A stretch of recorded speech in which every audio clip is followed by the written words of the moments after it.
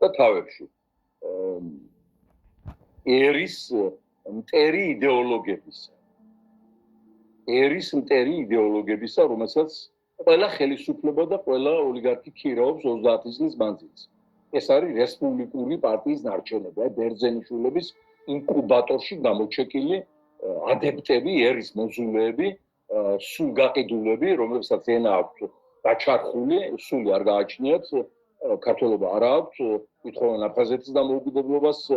ყველა არეულობის სათავეში ისინი იდგნენ, ყველა უზნეობის დამნერგავი უცხოეთიდან თუ შიგნიდან ეგენი იყვნენ, ერის ისტორიის შეურაცხყოფლები ეგენი იყვნენ, აი ამათ არ უსმინოთ, სადაც ნახავთ, ამათ დაწერილს, ამათ ნათქვამს, გაიგეთ უგუღმა და პირუხულ გააკეთეთ. მხედველობაში მოს ბერძენიშვილები, აი ის გვარწმუნებდა, რომ ადგილობრივ არჩევნებში მონაწილეობა გადაარჩენს ეს და გამოუგლიჯავთ საქართველოს თურმე და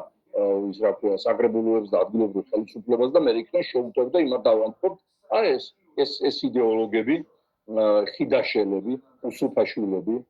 ბერძენიშვილებზე გითხარით, ხუხაშვილი, ეს იუდა ისკარიოტელის პირდაპირი წარმომადგენელი აქვს, ზურაბიშვილი,